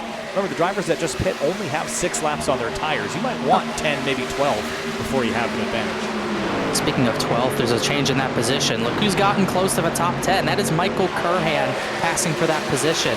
This is the furthest up he's been since he started 10th after being in a crash lap 2. He's coming through the field. It could be too little too late, but he's charging when he needs to, but still also likely in a must-win situation. He's 17 back as they run, as that cut line has gotten even tighter. Yeah, that's, I think you're right about the too little too late, but we'll see what he can do. Beckner's only 3 to the good. It's important that Kane's just got to stay up there. He's really almost going to have to win this race because he will not fall back much more. Yeah, and for Beckner, you're right. He's not going to fall back anymore because he's the last driver running on the lead lap. The next driver is 2 laps down, Craig Mitchell. Mason Kane, if he were to... can't pass any more trucks except for Weishart, and if he did, it wouldn't matter how many he passed because he'd win the race. But it would certainly help if Brad Slaughter Jr. lost some spots, and he is right there in 4th. He's going. Here comes Matheson to the bottom. Hall's going to, I don't know, give him draft or not clean air. Either way, those two side by side for that 4th position. Slaughter's going to get the run. Balliet's trying to follow Matheson through. Matheson shuts the door. Balliet crosses him over, needing any position he can get, any stroke of luck he can get. As Slaughter really checked up hard into the corner. I think it surprised them both. We're 3 wide. Yeah, I don't think they meant to do that. They 8 backed out a little early to put them in a pretty tight spot of 4. Still 3 abreast here for 4th place. Tight stuff right now. And it's important for Slaughter to maybe split up those Miller Racing trucks so they can't work together to pass Weishart or himself. So we've gotten really single-filed out with these drivers on new tires because of this. Mason Kane is 1 spot shy of an automatic send to the championship round as a playoff competitor. If he can stay here in 2nd and not lose any spots, Connor, what would you do if you're Mason Kane in this position? Well, as weird of a track as it is to do it at Auto Club, you're going to have to get physical. You're probably going to have to move him up out of the groove. Maybe a slide job, get him out of the groove, push him up with the right side of your truck, but it's a shot at a championship on the line. You're almost going to have to at least attempt to make contact for this race win. It's all or nothing with the way the points are. He can't do anything else but try to win this race. He hasn't really been in this position yet either. I mean, has he earned enough brownie points to get away with 1 on Weishart before Weishart retaliates? The brownie points are out the window. If you have a shot to make it to Chicagoland with a shot at the title, you don't care who you wreck. It could be your own teammate for all he cares. He could wreck Beckner out of the race lead and he won't care. You don't care about brownie points when it comes to going for the race win at the end of a season. All that matters is going to try to win a championship. He tries the slider on Weishart. Wasn't clear though. As long as he doesn't lose a spot to Hall or Slaughter. Yeah. Who does John Hall go with here? Yeah, that's the question. That is an interesting question. He has to block Slaughter. And Oh, Mason wow. Kane goes back ahead of the 0-3. It's going to allow the 8 to get to the inside. And they doored for third coming into turn number 1. I wonder if John Hall is going to try to play good teammate to push his teammate to a win, but that you can't really rely on that, I wouldn't think, because he's not fully safe either. Big push here from the 0-3 to the 31. Kane tried the lower move earlier. That didn't work. Otherwise, he's following in dirty air into 3 and 4. He's going to get clean air on the nose from the 33, though. He'll get some draft. Now Slaughter's going to be stuck on the bottom. He's going to start to fall back, probably the 5th. Joshua Badliet also needing a win, putting himself in at least a position to maybe challenge for it, as Kane's going to wait again, just pushing in a 33, probably waiting for his moment. I would think you want to wait until 3-2 to go to make the move. We saw Seth Knoll pull out too early to the bottom last night, cost him a shot at the win, almost cost him a shot at Chicagoland because of it. You got to time it perfectly, like a super speedway. Kane isn't safe by any stretch as far as his positioning here, but it really helps to have someone assisting you from behind in a moment like this. He's really only still here because he has a teammate in the rear view. If it wasn't John Hall, I don't think Mason Kane would still be hanging on to second. Yeah, not at all, I don't think. It's probably too little, too late, but that 24 is the fastest truck on the track. If he just had a little bit more draft, you could see him kind of on his own there, trying to chase down Garrett Grant that maybe have a shot at this. Maybe if they get side by side, that 24 could catch up, but still leaving tires. It's going to be hard to do. This is just like what we saw last night. Everyone on the top line protecting that high groove. 10 laps to go, 20 miles left, about 6 minutes worth of racing. We're going to know the 4 that are going to the playoffs next week in Chicago, and we're going to know who wins this race. It looks like Matheson got 2 for 1. He slid up right in front of Balliet. And these 3 are really fighting hard for this position. How about Jason Dalton in 7th? Haven't talked about him all night. He's in this lead pack battle. Weishart really tight out of 4. Lost some momentum, but I think he'll keep the lead. Look at all the colorful playoff drivers, 2nd through 6th. And then David Weishart, not in the playoffs, was eliminated by virtue of his teammate, Brad Slaughter, winning. And wow, a huge send from the 0-3. Now this kind of shakes things up because now they're not really working together, but you know, maybe the 52 and 0-3 will get out in front. We don't know what type of games might be played, but Hall's going for the lead. He's definitely been the only other driver that can really fight this 33, but he doesn't have help or a push as they'll go right back by him on the top. Well, I think they're comfortable now because here's another teammate, the 52 of Jake Matheson. But he's not going to assist the 31. He's also going to go for a victory here. Man. Slaughter can't lose any more positions, or because if Kane finished 2nd, it would be incredibly tight. So Slaughter has to keep his spot as well, as he's got side draft. They doored for the race lead there. Watch this send into turn number 1. David Weishart is getting ganged up on by Miller Racing trucks. 8 laps to go, and he's lost the lead to John Hall. Yep, Hall up to the lead, but watch this run coming back for the 33. He might not have anywhere to go, though. Matheson's going to push Mason Kane. And the 33 will have no draft. He just doored Mason Kane. That looked a little intentional. They're going to crash. They saved it. I think Weishart got fed up with the team games there. Yeah, but it's going to hurt him all the same. He said he didn't mean to. I don't know. They got tangled up, track. And that was a messy one. Here's a look at it. Let's see here. Probably shouldn't speak too soon myself. It just looked very, very odd. Right there, it just comes down, then Kane responds. I don't know how you call that, but either way, it's given John Hall a pretty good lead over Mason Kane. Yeah, I can't believe they saved that. That was, well, for sure someone was going into the grass. And David Weishart is a race he's dominated, led the most laps, and it's slipping away under 10 to go. Man, that is frustrating. I mean, what happened to Travis races Becker last night? Also, yeah. I mean, leading the race here, I don't care how many laps you lead, you got to lead the most important one. John Hall leads with 6 laps to go. Really going to be interesting to see how these 2 teammates race each other. It's Beckner, the last driver in on points as they run now. It's going to be tight. Balliet's diving to the bottom, driving to the top. He's trying everything he can as Matheson and Slaughter switch spots there. We saw how Weishart's team handled the 1-in, 1-out scenario. And Weishart is no longer in the playoffs while the 8 is. Now the 0-3 probably could get in if Kane wins this race, but Travis Beckner would not. This is the challenge of having 4 Miller Racing trucks all vying for the rest of the 3 spots. And just look at this. The top 4 right now, Connor, only 1 truck is not a Miller Racing truck heading into Chicago. Yeah, they were talking about how they wanted all 4 trucks in. It's just looking like it's going to be a tall task. 5 laps to go. I don't think Mason Kane has the pace to stay with John Hall. This is one of the biggest leads on the longer run we've seen anyone get. Jake Matheson, I think, is going to try to at least push him for a little while, but if he wants a shot at the win, he's going to have to start going himself. That's 31s running out of pace as they get further spread out behind him.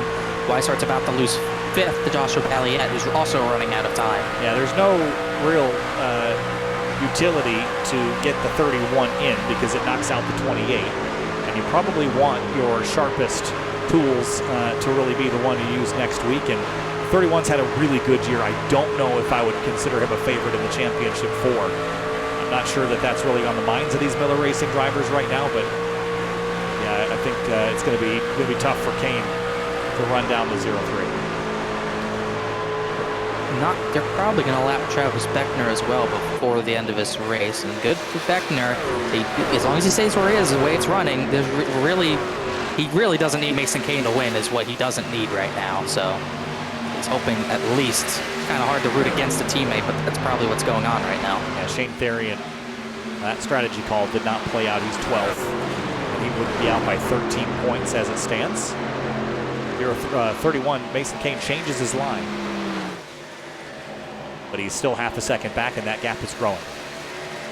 Yeah, that incident with the 33 and 31 really set things back and just let the 0-3 pull away.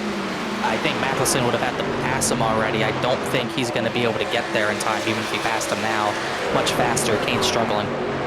John Hall's going to get 2 laps to go here, and he's 7/10 clear. Battle is now for teammates for second. It seems like Matheson, at least until the final lap, he's content. He's pushing the 31, trying to keep him up there, but the gap is now 0.6 of a second. And now, Kane goes to the bottom, and Matheson goes to the top side. Kane drove in there hard, made up a couple tenths of a second, but I think he's going to lose that all in the straightaway. Here's Balliet having a look at Slaughter for 4th. Slaughter doesn't really want to lose that spot, but looking good right now at the very least as Balliet's trying. He's just a few laps too late. He's starting to get faster on this long run, but out of time. Well, after 94 laps, we're going to get our white flag. John Hall has 2 miles to go and his teammate behind. Mason Kane would need to win this race to advance. He's 3/10 back. Kane gained 0.2 of a second that time by. Hall to the top as he has ran all long run this time around, but he's going to get that run off the corner to pull away, I would think. Yeah, I don't know that Kane can make up 3 whole tenths in the corner. I've seen crazier things happen, but Kane is going to have to drive it in here harder than he's ever driven something before. Down to the bottom in 3 and 4, but John Hall's already covered it off. Checkered flag for John Hall. He is going to go to Chicago next week. He'll be the 3rd of the 4 Miller Racing drivers to be there alongside. Checkered flag, John Hall wins at Fontana. Easily in, one of the most dominant trucks of the night. They're 3 wide in the background, racing for the top 10 position. As what a finish, what a good long run they ended on. John Hall very deserving to be in the final 4. Too little, too late for a few others, but a pretty thrilling race. Yeah, and Mason Kane will just miss out. Shane Therian out, Curhan out, Balliet out.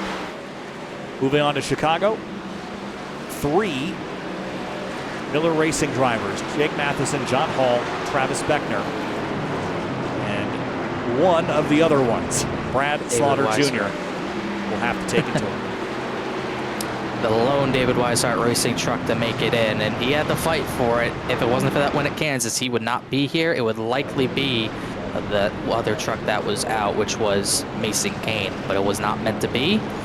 It's going to be tough for 3v1. Not only it's going to be tough to beat Matheson and Beckner, but this John Hall guy is pretty darn good.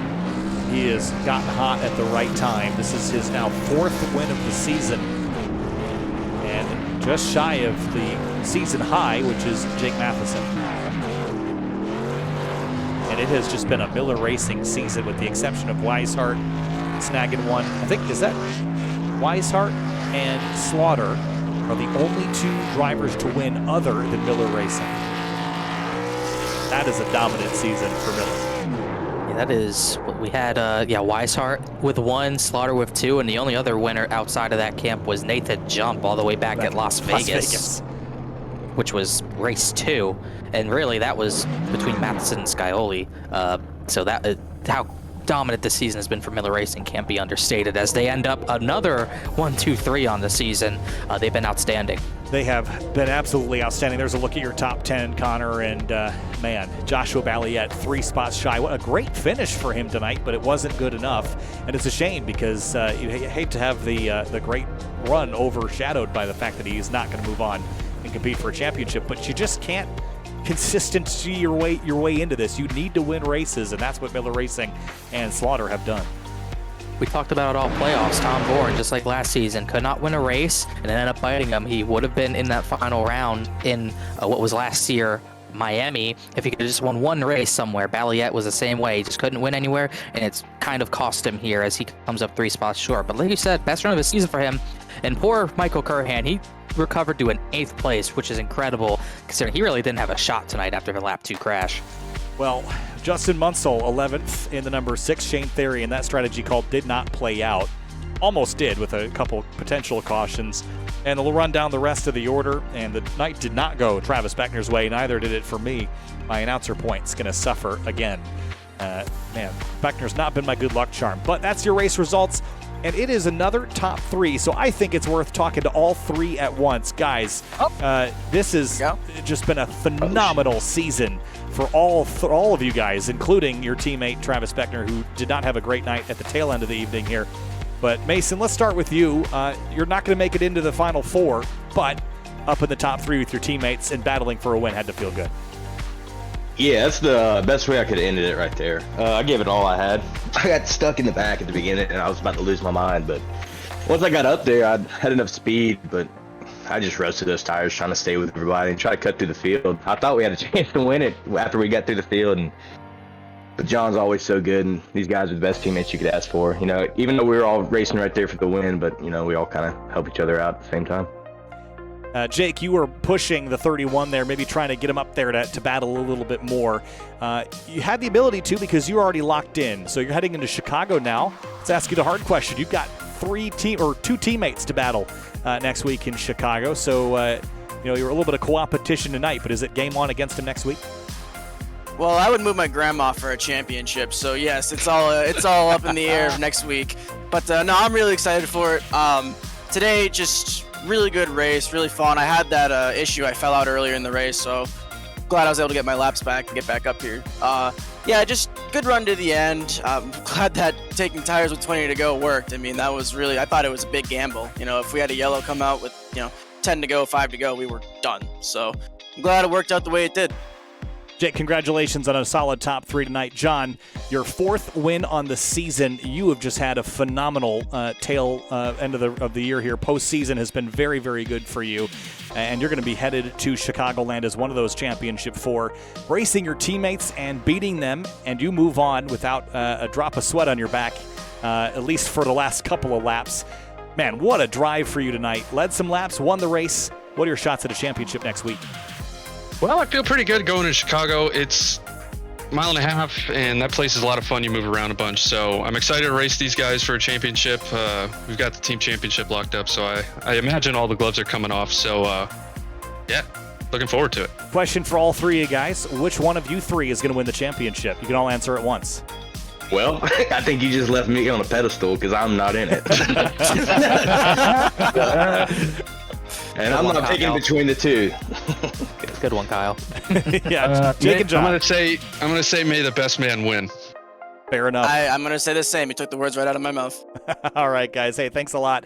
And efficient tonight with all the teammates up here in the podium. Congratulations, guys, and we'll see you next week at Chicago. Absolutely. Thank you, guys. Appreciate it. All right, wow. What a race. Another fantastic event. Fontana, Connor, never disappoints, and I think you and I both agree that we love coming here. It's a shame that we won't be able to do it in the real world anymore. I know this track has put on some boring races, but at the core of it, a worn-out, wide, low-bank racetrack puts on a heck of a show as it did tonight. And it sure did tonight. This might have been better than the Cup race. It seemed like you could kind of move around a little bit better at times, and it seemed like the top line wasn't as dominant as it was Monday night. It seemed like the bottom line you could clear up ahead of someone and keep that position, but it was still this sort of the same kind of swapping positions back and forth at the front. We saw outside the top 10 as well, and it was just a crazy race all around. Still very packed up as well. Had some strategy come into it as well. And we also had drama come into it as well, as these should be the official points. We'll get, we know for sure these are the top 4 going into next Tuesday night in Chicagoland. Matheson, Hall, Beckner, all teammates. Brad Slaughter Jr. in as well. See what happens with Beckner and Slaughter next week fighting for a title. They got into it at least 5 or 6 times tonight. They could do the same tomorrow night. And as far as Mason Kane and Joshua Balliet, oh so close. Michael Curhan never really got a fair shot tonight. Shane Theron just got no tires at the wrong time. Well, from the West Coast, we're going to hop onto the jet stream and fly all the way to the Windy City. And next week, we've got 2 teams fighting for a title. Miller Racing and David Weishart Racing, and we'll have to see which way the wind blows in Chicago. We'll see you there next week, and we'll see you right here on Thursday for the Florida State Builders Area Pro Series. Thanks so much, and we'll see you next time.